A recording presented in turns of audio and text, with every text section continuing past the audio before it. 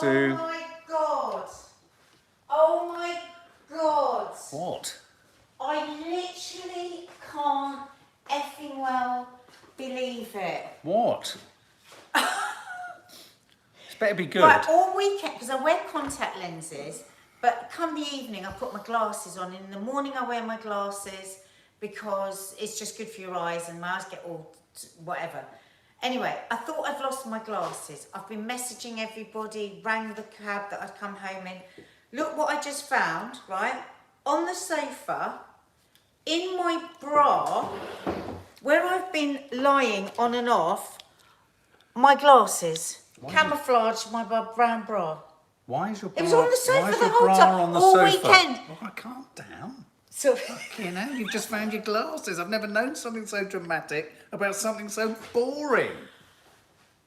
you've got no idea what it means when a person can't see. The most important aspect of this that I'd like to know the answer to is, why was I nowhere near you when you took your bra off on the sofa?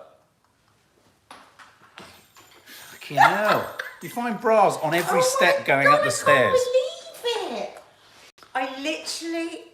No, but Mark, all weekend it's been a plague trying to find out where these bloody glasses are. Look, it's because the colour is similar. God, it's a miracle they're not broken. Oh, God, I'm so pleased. Anyway, morning, everybody. God, I'm so pleased we got that out of the way. That's so crucially important, isn't it, in every way. Morning, everyone. Glasses in your bra. I do that because I swap glasses, says Nikki Burton. Morning, Sharon Elston. Tori's birthday. Happy birthday to you. Happy birthday to you. Happy birthday, dear Tori. Happy birthday to you, lovely Tori. Tori. Everyone say happy birthday to Tori, please. Yes. And she's a Scorpio, like us. Fellow Scorpio. See, our birthdays are coming up soon. And she is a Scorpio. She The is. live wire. Well, no, Very, yeah, very, yeah. very, very lovely woman. Ferociously loyal, but don't make her your enemy. Yeah, and also, oh my God, a mother's love. She has 3 beautiful children. And wow, you are a pretty amazing bird, Yeah, you are. Tori. You really are. Look at that. I hope you're feeling the love. Everyone's saying happy birthday to you, Tori. Happy birthday. So welcome if this is your first time to our channel. And please do come more regularly because we're here every day, Monday to Saturday. Sometimes wine o'clock. Sometimes we do it occasionally in the evening rather in the morning, but not often. And it is sort of different times, sometimes 10, sometimes Earlier. 12, all over the place. So today, a bit later, we're going to be talking about a topic that I think is such a juicy one. What's that? This is off the back of an article in The Sun today, where this woman is getting married, right? But she's 42 and she doesn't want to make the same mistakes that she's made in previous relationship. So she tracks back and contacts all her exes to find out what she did wrong, if anything, in the relationship. So we're going to be talking about that in a bit. Heidi Lawrence says, morning guys, did anyone else notice on your Christmas ad review last night, Toffee was having a festive time with her bed in the background at one point? Was she mating she's it? shagging it again. Was she shagging her She's bed? so funny. She's such a geezer dog. Tori. She's such a geezer dog. She really is. Yeah. What was it? Yeah, so we're exes. going to talk about that a bit later, so have a think. I know Zoe would go, oh God, no. Yeah. But I'm going to also drill into Mark a bit about what he thinks his exes would say. Yeah. But anyway, first of all, oh my God, The Jungle yesterday. I actually really enjoyed it. And Did I've anyone gone off watch The it? Jungle last couple of years. But I thought Ant and Dec were on top 4 and they were really we were laughing out loud at Ant and Dec. I have to say, my nan couldn't stand them, and I never quite got it. I think they are at their most comfortable and at their... I don't like their Saturday night takeaway, whatever that was, but I think they are at their strongest and their best in this. Yeah. They've got good writers. I mean, I presume they've got writers, and they're not all Well, they're they've got writing very good themselves. delivery though as well. You can have a Fantastic. good writer, but if you can't deliver. So I think they landed perfectly. But I think we've got God, it was petrifying, wasn't it? Charlene and Jill, what's the captain's name? I don't know her surname. The England football captain. Everyone apparently has already picked her to win. Right. And at this moment, I absolutely think she will win. Okay, so who are your favourites, guys? Because Claire says, I love Charlene Mike was Tyndall. brilliant, wasn't she? Mike Tyndall, he'll give anything a go. Charlene was incredibly brave at Yeah, the top of that building. but I and hang on a minute, absolutely knew she would do that. but she had to stay there the longest. Yes, she did. She had the shortest straw. She had to stay there for such a long time. I don't know how she did it, but there are certain loose women, Charlene being one, Jane being one. Apparently Kay said she wouldn't do it. I would have thought Kay, that I absolutely know that they would, it's just a type of person that can do a height. I've jumped out of an airplane, but I couldn't do that. I would have been a gibbering wreck. Does The anyone else's airplane, vertigo gets worse as they get helicopter older? was just as bad when they had to jump out there. So it looks like it's going to be a good one because they are already, they're already stretching them, aren't they? Yeah, stretching And- them, literally. I think there's big characters in there. I think there's going to be proper fights. Yeah. Jill Scott, that's it. Mike Tyndall made me laugh with his relationship. I was saying to Mark yesterday, what I love about the jungle is the weird, odd I'll relationships. tell you what that I come out. really like. Is it Olivia Atwood? Is that She her was name? really I sweet. thought she was a sweetie. I really liked and her. I quite like the way her and Chris Moyles kind of paired up as a Yeah, kind of, that's they what I had mean, to. those they odd had to. coupling, but also Mike Tyndall and the boy, I don't know who the boy is. Oh, yeah, he seems quite David. fun. It was just, it made me laugh so much how What's the funny. name of the comedian? Baba, what's his name?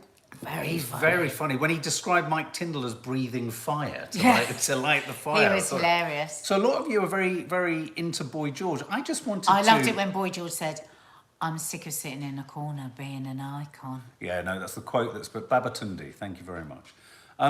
But But, there is some now on a controversy. serious note. Yeah, there is some controversy And we around wondered what you thought. Boy George. Obviously, he was imprisoned many years ago for chaining someone to a wall. Oh, was he imprisoned? Yeah, I thought he he did just- 4 months of a 15-year sentence. He got A 15-month sentence. not Jesus 15 years. Christ. Yeah, and the man who was chained to the wall. Now, in his defence, his agent had come out and explained he But had a hang on, what psychotic. happened to the guy? Because lots of Well, people the guy, might not know. they met via a dating site. Mm-hmm. They went back to the singer's flat, and he was detained. This guy was detained in an ordeal where he was handcuffed, and I think he was assaulted as well. Well, we need to know that, was he? Yeah, no, he was because he was convicted of it. Oh. But obviously, the guy that this happened to has come out saying it's unforgivable that it's hurtful that he's been cast in I'm a Celebrity. And I just wanted to know what you thought of this, because in his defence, also the guy who was handcuffed, the victim, if you like, of Boy George's handcuffing of him, said, had I been a woman and he did what he did, he would not be given the platform. I thought that was quite an intriguing thing, because if he had done it to a woman, I wonder if he would be in there. So they'd met on a dating app, and then Boy George I think there was another Sort person of who also went back who held- left, but he held him prisoner. and assaulted him. That's what he went. Yeah, and he was done for sexually assault. Don't think it was sexual, but it was assaulted called him. assault. Yeah, yeah. It was called assault, and he got 15 months, and he did 4 months. 4 months, yeah. And then he was released for mental health reasons, wasn't he? Well, yeah, this is what Boy George's agent said. George went to jail for 4 months willingly after openly confessing to false imprisonment during a psychotic break 15 years ago. It was in the midst of a well-documented drug problem. Not only has he been a pillar of society ever since, he's remained sober to this day. He apologised publicly on Piers Morgan's Life Stories 4 years ago, and we are very proud of him for this rehabilitation. Everyone is entitled to a second chance, and George has certainly earned it. Right. Okay. Now, look, in the true spirit of the 12-step programme, I think you have to take that, because you can't... He did something wrong, he acknowledged it, he was punished for it, and he has every right to move on. I think the victim also has every right to express how they feel about that. Yeah. And I think I want to throw it over to you guys. What do you think? Lee Durrant, who's done community service too. I think, and we talk about this, don't we, in other situations, like at the moment with Kanye. Yeah, Zoe, I don't know what to think, to be honest. Yeah, it's interesting, isn't it? It And is. do you know what? One doesn't always just have to Yeah, have an yeah, answer. that's very true. We can say, God, I don't know what I think. I'm torn, and I'm torn in these two ways. We've talked about Kanye and his behaviour at the moment, haven't you? And you were very eloquent on it the other day, Martin. You said, yes, there's a mental health situation going on with him, and he's not taking medication and any of that. So you've got to deal with the consequences, just like if somebody is, you know, dealing with addictions and behaving very badly, you've got to deal with those consequences and then deal. Now, that's exactly from what I see of what's happened with Boy George. Despicable, appalling, and for the victim of that, that goes on for his life. But what else could a person do than spend the next 15 years in sobriety and to apologise publicly and to do all the things that he needed to do? I lean towards, though with so much sympathy for the victim, to he's done everything right since then. He's learned his lesson. He knows he was wrong, and he changed his ways. So I'm a great one for forgiveness if somebody actually puts the work I in. think, and also, I mean, okay, you could, I mean, if he was in a like you say, if he was in a psychotic episode, to what extent was he, you know, aware of what he was doing? Sophie R says, pop star Jack Maynard was in I'm a Celeb a few years ago for 3 episodes before being pulled out as it was discovered he'd sent texts to an underage girl. I'd argue that Boy George's actual conviction is worse. No, but I do believe at that point it was pending, wasn't it? So in TV terms, if you have a case pending, you can't be on telly. So that would be a technical TV thing, Could be. wouldn't it? Yeah. What do you think, guys? He has I appeared a don't lot think- in Beverly Hills, isn't he? Real Housewives, because he isn't Yes. Torrett's husband, Yes. his agent or something. I mean, I am a great believer in somebody changed their ways. He stayed sober for 15 years, and he was Fiona in a Brockett real says, if you bad had way. a son though and it had happened to him, would you be so forgiving?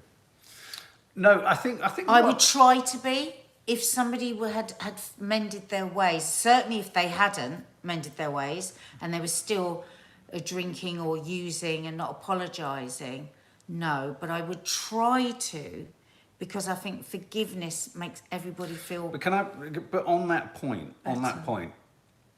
can you not I don't know. Can you not have both things? It happened. It's really unfortunate that it happened. Boy George has one of 2 choices, and that is to rehabilitate or not. He has the right now to his life.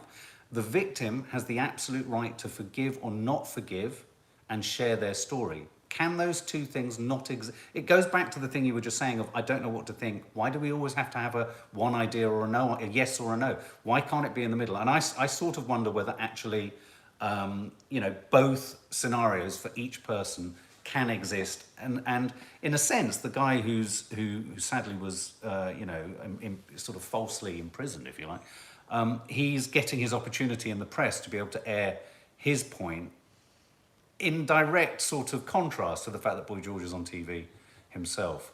And yeah, Mark is right, not everything it has to be. Well, I mean, I just sense, you know, we talk about rehabilitation sometimes in the prison service and all that kind of stuff.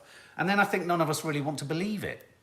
Do you know what I mean? We talk about it as an important aspect of kind of becoming better. And then I think we don't. And certainly in 12-step programs, lots, you know, it's all about moving on, taking ownership of what you've done and trying to rebuild a life. But I'm thinking, and of course you never did anything like what we're talking about here, but you've been sober for 18 years. I know what it takes when you have a mental health condition. I never know what to say when is it illness or I don't know why I say. And you have, you know, addiction running with that, and the work that it takes to stay clean and sober, and the commitment to that is huge. And if I were to just think of the things that you did that weren't good around the time that you were, you know, using, I couldn't imagine still not forgiving you, having seen close up all the work that you've put in to make amends. And they talk about that in AA and everything, don't they? Making amends. Yeah. That part of you getting well is to make amends to those people that were unfortunately impacted by your illness. So I move more and more to say I think it's okay. Here's another thought. We don't know, but he might, you never know. He might choose to talk about it. He might choose to, you know, reference it and perhaps articulate his making amends. Because So- if you can't make amends, if you can't work towards being forgiven and say, listen, I did wrong, then why would anyone try to mend their ways. If after 15 years you've still got That's to be interesting. treated in Yeah. exactly the same way, I think that's a bit harsh. Andrea Crash makes an important point. Boy Yeah. George has been doing The Voice in Australia for a number of years. It's not been brought up whilst he's doing that show, so time to move on. Yeah, I mean, you know, and Ruth Blandford, you're saying just enjoy the show. I mean, yeah, the only reason we're talking about this is obviously it's coming up in the press. And It will be talked about a lot. And it was something that crossed my mind as well. And the part of it that really, in a sense, crossed my mind was less what Boy George has done, we've moved on, less what, sadly, the victim feels about that. But his point, which I thought was an incredibly curious one, what do you think of his point that if the victim had been a woman, it would be a different set of circumstances entirely?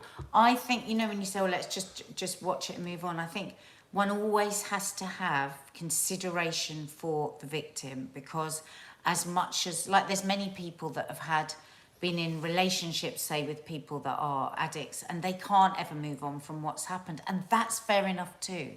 But I think we have to have a place where people can be forgiven. Stephanie Georgeson, my husband has been sober for 5 years, and I couldn't recognise the person he used to be. People can change and move forward. I think so. There we go. I think we've kind of covered it in a comprehensive Yeah, I just sort of wanted way. to know what you thought. Yeah, And I think we can absolutely. all say we're a bit unsure still, but Yeah. The tragedy of Aaron Carter, my God, the this brother is of Nick awful. Carter from the Backstreet Boys. Now, we did talk sad about this on story. the No Name Sunday show yesterday as in terms of the news of it. But going back to, you know, the mental health crisis, here's a weird thing. In a strange way, you can connect it to the Boy George thing. Boy George had a psychotic episode, or let's say he had a collapse of his mental health. And it kind of bled outwards and impacted someone else. Well, of course, mental health bleeds inwards, and we're not entirely certain that he either took his own life nor that he overdosed. But his brother, Nick Carter, has said, essentially, that addiction and mental health were part of this.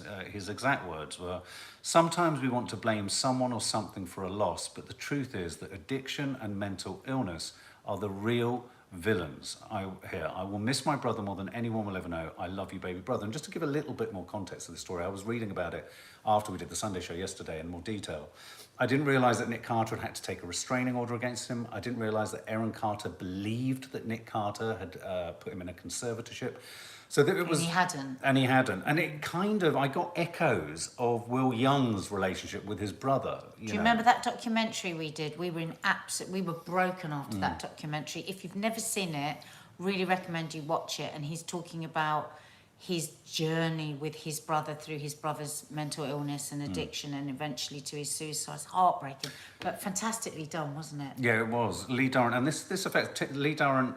It breaks my heart. Really upset me yesterday. Yeah, these moments do trigger thoughts, especially if you struggle with your mental health acutely. I think everyone struggles with their mental health, genuinely. Just depends whereabouts on the spectrum you're on. But also, Tim Reed makes an interesting point here. All addiction leads to death. I think you're absolutely right. All unchecked addiction. I mean, I've always described addiction as slow motion suicide. You perhaps don't have, I don't mean the courage, but you perhaps don't have the ability to kill yourself, but it is a slow erosion of self. It is a slow destruction of self. And I think that's what Nick Carter's referring to here, isn't he? My late night phone call I had last night with a friend of mine about a friend of hers, which was just devastating story of basically addiction and a slow car crash that all the friendship group are having to watch, and how agonizing it is.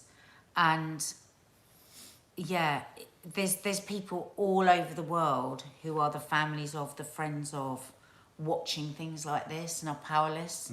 So we thought this morning we just wanted to put our arms around those people for a moment, because it is incredibly hard to watch someone you love. And that documentary we're talking about with Will Young, when he eventually had to say, I can't take any more, and close the door because he was powerless, to admit that he was powerless and say, I can't prop you up, you know, and you're going to, and his brother did end up homeless, didn't he? And his brother did eventually kill himself. But he said, I'd done I knew there was nothing left I could do. And it feels like there's a similar thing here. Of course, we can't know, but I mean, a similar thing going with people. the film with Timothy Chalamet and God, I forget his that name. movie. What's the name of the guy from Anchorman? Remind me of his name. But A Beautiful Boy. I mean, again, in that film, you see a father having to at some point enact that ultimate of tough love, which is step away, stand back. I can't There's only rescue. so much you can do. There literally is only so much you can do, and so in a sense, you know, on the one hand, I bet Nick Carter's feeling extraordinarily brutal, and yet on the other, he knows it was the only way he could survive. I think he also claims, or it was reported, that Steve Aaron Carell, Carter, thanks, Reece. Steve Carell, thank you. Aaron Carter apparently in one of his sort of episodes threatened Nick Carter's wife and child. So, you know, there was a dysfunctionality there that's extreme. And it goes back to, you start to think about all these stories, it goes back to the Kanye West thing and the things we were saying, which is sometimes you just have to respond to the behavior because it's so potentially dangerous to others before you can actually deal with someone else. And that's why a 12-step program like Al-Anon is really important. And actually, with this friend of mine yesterday, Al-Anon, which is family and friends of addicts, I had the 3 C's, they call it, which is I didn't cause it, I can't control it, and I can't cure it.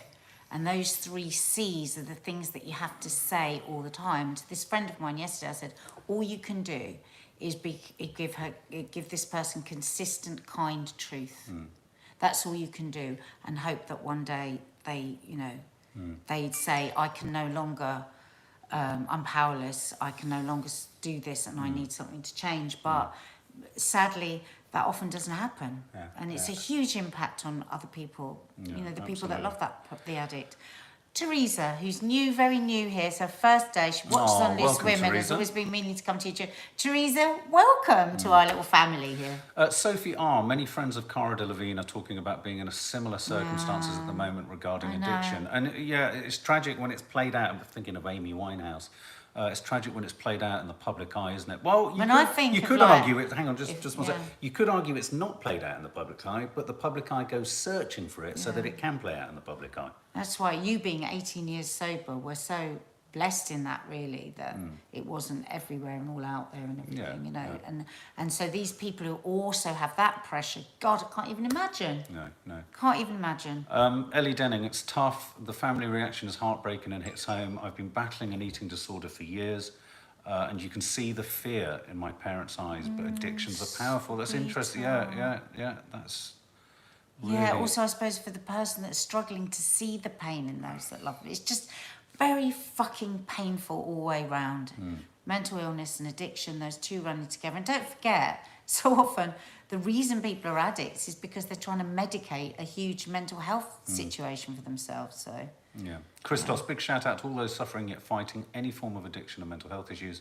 People are here for you, so please ask for help. I know this was not a choice. Recovery is possible. Thank you, Andrew. Yeah, Andrew just said, well done, 18 years, Mark. Thank you very much. So anyway, thoughts obviously to Nick Carter and their family, and I'm sure... And to any of you and here anyone. that are like dealing in whatever way with that, whether with your mental health or... I've got to go to the loo, and also I may have to take an urgent phone call in the middle of this, but I thought you can kick off on this. Got to go to the loo? Yeah, I do. It's a bit weird. Imagine, like, on the telly, you can never do that. Great. No matter what, there is no situation where you could get up and go to the loo. I mean, I suppose on Loose Women you could a bit, because you'd just go and you'd disappear, and then they would just keep the shot on the other 3. But if it was 2 of you like this on your own, no way. So, okay, let's get to our juicy topic of the day. Maybe we need a little jingle for that. Juicy topic of the day, bit of juice. So this article caught my eye today, from this woman. And the headline was, "I'm getting married, but I don't want to repeat past mistakes. So I asked all my exes where I went wrong." I think that's why Mark's gone to the toilet, because I said to him I was going to ask him what he thinks his exes would say. Oh, there's the chain. Thank you for sharing that with us, Mark, the flush. That's all right.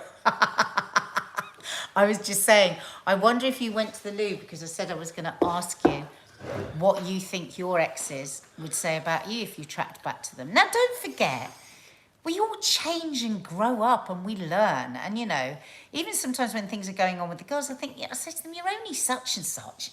You know, if it's not working out and you're not, you know, you're not doing everything perfectly, please give yourself a break. I think if you... I wouldn't want to know, says Debbie. Can we have the commenter? I think if... it depends on how you've broken up. I mean, I think...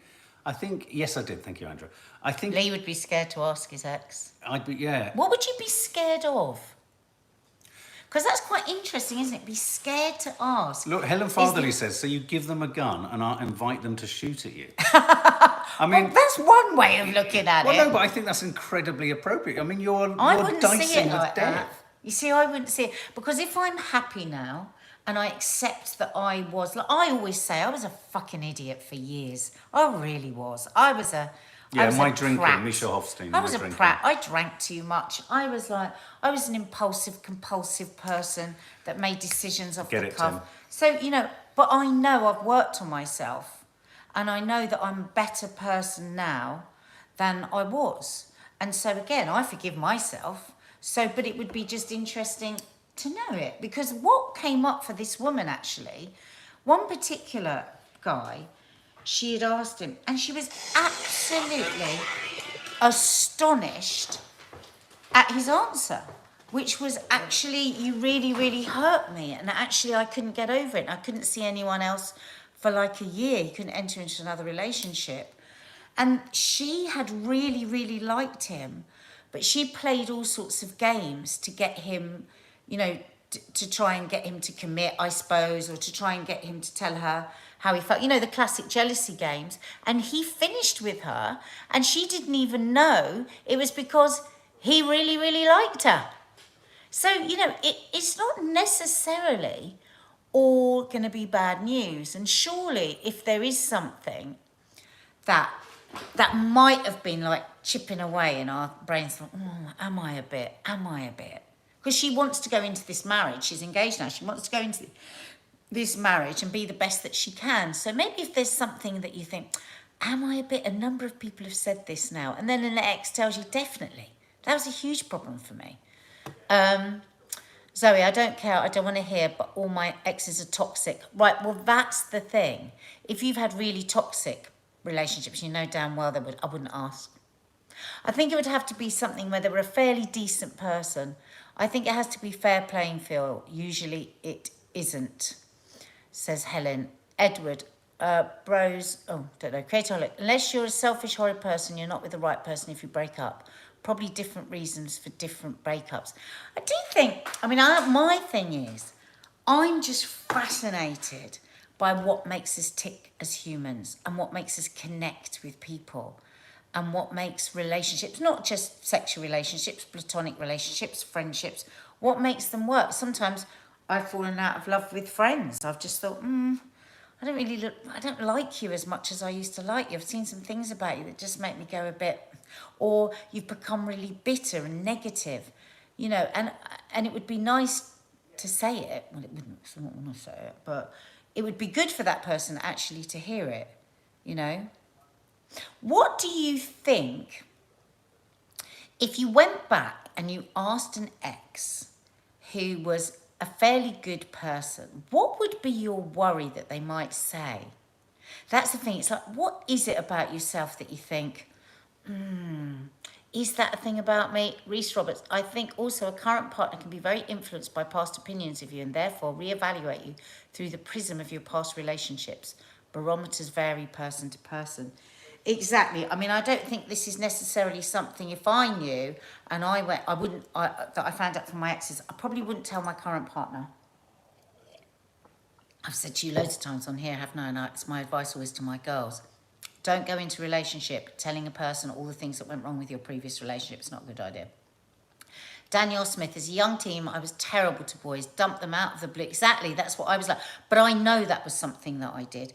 Because until I think you've been hurt, you can really hurt people and not know. So, I suppose with that example from that woman, and she thought this guy didn't like her anymore, and she actually discovered that her game playing had what ended the relationship.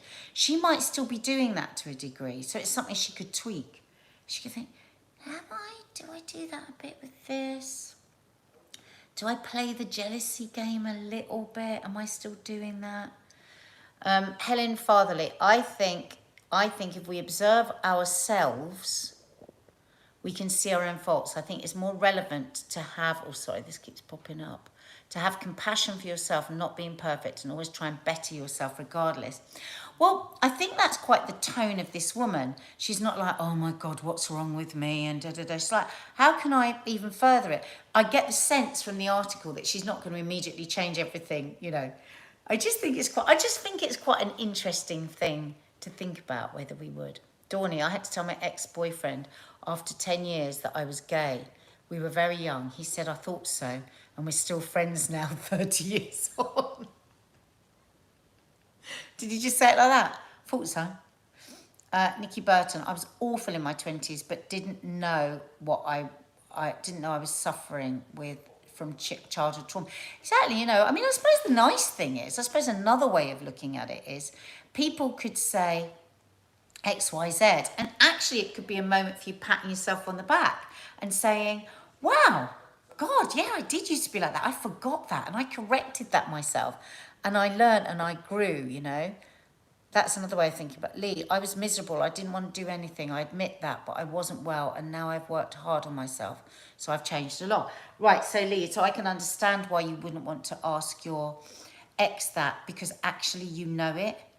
You know where you went wrong, and you're trying to adjust that, and you're working on that, and you're trying to be kinder to yourself and help yourself. So I could see that could be quite triggering where you are at the moment as well, because you're struggling a bit at the moment.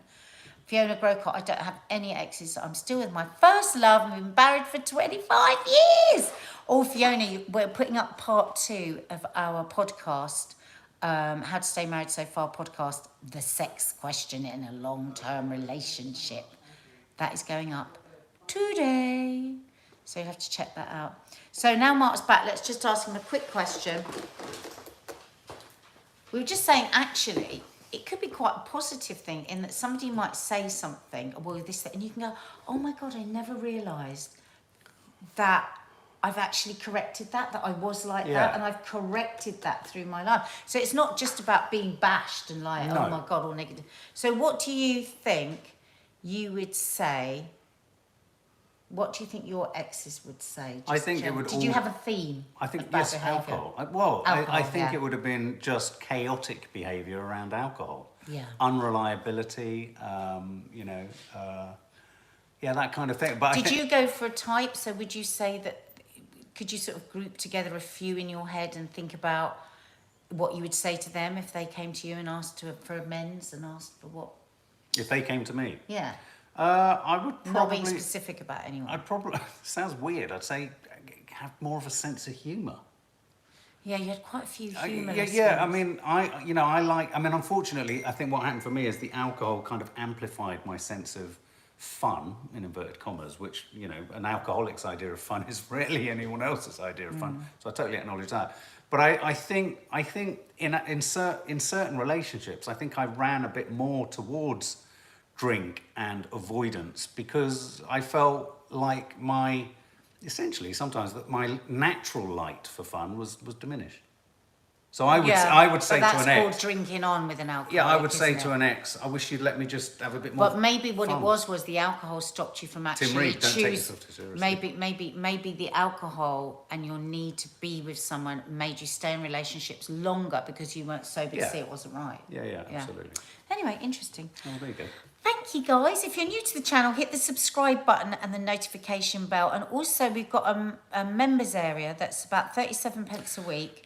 And we do a great show every Sunday. We have such fun. And that's either a live show or recorded show with cooking and book reviews and family. And we need to do a members live this week, and a whole host of cards are going out. I think we should do the members live straight after Coffee Moaning. Coffee Moanings this week. We'll let you know in advance, obviously. And a happy birthday to Sil Carney's dad, Tim. Happy birthday to you. Happy birthday to you. Happy birthday, dear Tim. Happy birthday to you. And Lee Durrant, have a lovely day, you too. And I saw that you're using walking for your anxiety, and it's working really well. So brilliant. And there's going to be a premiere of part 2. It's a sort of 10 minutes short of part 2 of advert reactions. So check that out later. And they're saying we're a lovely jumper couple today. Oh my Let's God, we show our are, aren't we? jumpers. Just a couple of 6. Oh no, I thought it said 6. We It doesn't. dress specially for For you. you. Bye. Especially for